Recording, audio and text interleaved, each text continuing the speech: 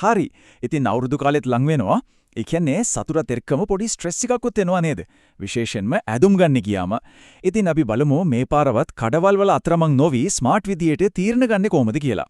ඇඳුම් ගන්න ගියාම ඔහොම අතරමං වෙනවා කියන හැඟීම ගොඩක් දෙනෙක්ට හුරු පුරුදුයි. එහෙම නේද? අර කඩෙන් කඩේට ඇවිදලා ඇඳුම් 100 ගාණක් බලලා පෑ ගාණක් ගිහිනුත් අන්තිමට එක්කෝ හිස් අතින් ගෙදර එනවා නැත්නම් හිතට හරියටම සෙට් නැති දෙයක් අරගෙන එනවා. ඇත්තටම මේක හරියට වංගගිරියක අතරමං වුණා වගේ තමයි. ඇයි ඇඳුම් කඩයක් ඇතුලේදී අපිට මෙච්චර ලොකු පීඩනයක් කලබලයක් දැනෙන්නේ? ඇසිස්රා දහස් ගාණක් ඇඳුම් තියෙනවා. ඒත් එකක්වත් හිතට අල්ලන්නේ නැහැ. මොකද්ද මේකට හේතුව? හරි අපි දැන් ඒක හොයාගෙන යමු. මුලින්ම තේරුම් ගන්න ඕන මේක කාගේවත් පෞද්ගලික දුර්වලකමක් නෙවෙයි. මේක ඇත්තටම ගොඩක් දෙනෙක් මුහුණ දෙන පොදු අත්දැකීමක්. ප්‍රශ්නේ තියෙන්නේ මෙතනයි. තෝරගන්න දේවල්, ඒ කියන්නේ choices ඕනවට වඩා වැඩි වුණාම ඔළුව පැටලෙනවා, පැහැදිලි බව නැති වෙලා යනවා. අන්න ඒක තමයි මේ shopping stress එකද ප්‍රධානම හේතුව. හරි එහෙනම් මොකක්ද මේ හැඟීම පිටිපස්සේ තියෙන ඇත්තම හේතුව? මෙතන තියෙනවා අපි වල්ලා ගන්න පොඩි මනෝවිද්‍යාත්මක උගුල් ටිකක්. අපි දැන් ඒව ගැන කතා කරමු. මේවා තේරුම් ගත්තොත් මේ தત્ත්වය ලේසියෙන්ම පාලනය කරගන්න පුළුවන්. හරි පළවෙනි එක තමයි තේරීම් වැඩිවීමේ පරස්පරය. එහෙම නැත්නම් ඉංග්‍රීසියෙන් කියනවා the paradox of choice කියලා. සරලවම කිව්වොත් මෙහෙමයි. තෝරගන්න තියෙන දේවල් වැඩි වෙන්න අපේ මොළය තීරණයක් ගන්න බැරි තරමටම පැටලෙනවා. නිකමඩ හිතන්න තෝරගන්න ඇඳුම් 10ක් තියෙන එකද ලේසි නැත්නම් දෙකක් තියෙන එකද? අන්න ඒක තමයි කතාව. ඊළඟට එනවා තීරණ ගැනීමේ වෙහෙස. ඒ කියන්නේ decision fatigue. අපේ මොළය හරියට බැටරියක් වගේ. අපි දවස පුරා පොඩි තීරණ ගන්න මේ බැටරිය බහිනවා. ඉතින් ඇඳුම් ගන්නවා වගේ වැදගත් තීරණයක් ගන්න වෙලා වෙනකොට මොලේ බැටරිය බැහැලා.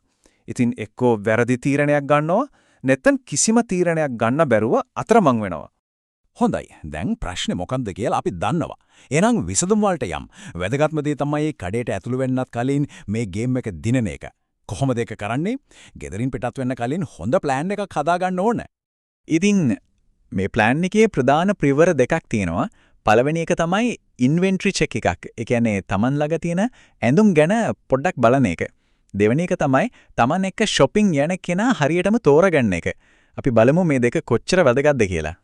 ඉතින් පළවෙනි පියවර කඩේට යන්න කලින් Tamanගේ ඇඳුම් අල්මාරිය දිහා බලන්න. එතකොට අදහසක් යනවා මල් ළඟ දැනටමත් තියෙන පාටවල් මොනවද, ස්ටයිල්ස් මොනවද කියලා. අන්න ඒකට තමයි ඉන්වෙන්ටරි චෙක් එකක් කියන්නේ. මේකෙන් වෙන්නේ අපි නොදැනුවත්වම එකම විදිහේ ඇඳුම් ආයෙත් ගන්න එක. ඒ කියන්නේ redundant buying නතර වෙන්න එක. දෙවනි කාරණය තමයි the companion effect. ඒ කියන්නේ Taman එක්ක shopping යන කෙනාගේ බලපෑම. මේක හිතනවට වඩා ගොඩක් ලොකුයි. හැමදේටම වරදක් කියන කෙනෙක් එක්ක යනවට වඩා Tamanගේ ස්ටයිල් එක දන්න අවංකවම ඕකනම් හරියන්නේ නැහැ හරි. ඕක නියමයි හරි කියන කියන්න පුළුවන් කෙනෙක් එක්ක යන එක තමයි හොලම දේ. හරි. දැන් ගෙදර plan එක ඉවරයි. දැන් බලමු කඩේ ඇතුළට ගියාම ප්‍රෝ කෙනෙක් වගේ කොහොමද මේ වගේ කරන්නේ කියලා. මෙන්න මතක තියාගන්න ඕනේ magic number එක 3. මේකට කියන්නේ 3 බලය. The power of 3. කඩේකදී අටට අහු වෙන හැම ඇඳුමම ගන්න එපා. ඒ වෙනුවට ඇත්තටම හිතට වැදුන හොඳම ඇඳුම් 3ක් විතරක් අන්තිම තේරීම විදියට ගන්න. බලන්නකෝ අන්නේ 3න් එකක් තෝරගන්න එක කොච්චර ලේසිද කොච්චර වේඩවත්ද කියලා. මේ බලන්නකෝ මේ ප්‍රස්තාරණයම එක පැහැදිලි. ඇඳුම් 20කින් තෝරන එකට වඩා 3කට සීමා කරලා තෝරගන්න එක 70%කින්. හිතා ගන්න පුළුවන් ද 70%කින්ම සාර්ථකයිලු. ඉතින් වැදගත්ම දේ තමයි විකල්ප සීමා කරන එක. හැබැයි පරිස්සම් වෙන්න ඕන කඩවල් ඇතුලේ තියෙන පොඩි traps වලට අහු වෙන්න එපා. එකක් තමයි අර ලස්සන warm lighting එක. ඒ ලයිට් එකට ඕනෑම ඇඳුමක් superior පේනවා. අනිකට තමයි mannequins. ඒ කියන්නේ අර බොම්මෝ. එයාලට ලස්සනට තිබ්බට ඇත්ත ඇඟකට ඒක හැමම ගැලපෙන්නේ නැහැ. ඉතින් කොහොමද මේ උගුල් වලින් බේරෙන්නේ? සරලයි. හැම වෙලෙම ඇඳුම ඇඳලා බලන්න. try කරන්නම ඕන.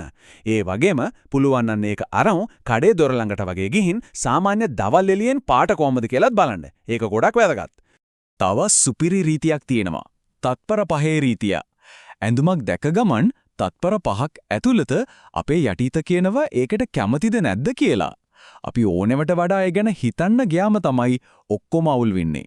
ඒ නිසා අර මුලින්ම එන හැඟීම අර gut feeling එක ඒක විශ්වාස කරන්න. ගොඩක් වෙලාවට ඒක තමයි හරි.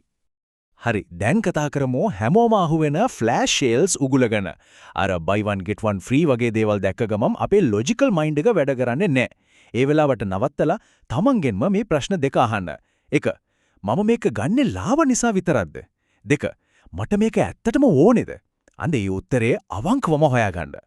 හරි. අවසාන වශයෙන් අපි කතා කරමු ස්ටයිල් එකක තියෙන ලොකුම රහස ගැන. මේක ප්‍රසිද්ධ බ්‍රෑන්ඩ් එකක් ගැනවත් අලුත්ම ට්‍රෙන්ඩ් එක ගැනවත් නෙවෙයි. නෑ. මේක සම්පූර්ණයෙන්ම Taman ගැන දෙයක්. මේක තමයි මතක තියාගන්න ඕන වැදගත්ම දේ. ඇඳුමක් කියන්නේ Tamanගේ පෞරුෂයම දිගුවක්. ඇඳින ඇඳුම ඇතුලේ ඇත්තටම පහසුවක් ආත්ම විශ්වාසයක් දැනෙනෝනම් අන්න ඒක තමයි ලෝකේ තියෙන හොඳම ෆැෂන් එක. ඉතින් අපි දැන් කතා කරපු මේ ටිප්ස් වලින් Tamanට වඩාත්ම වැදගත් වෙයි කියලා හිතෙන්නේ මොකක්ද? ඒ කියන්නේ පොඩ්ඩක් හිතලා බැලුවොත් ඊළඟ අවුරුදු shopping එක අනිවාර්යයෙන්ම සාර්ථක ඒ වගේම සතුටුදායක එකක් කරගන්න පුළුවන් වේවි.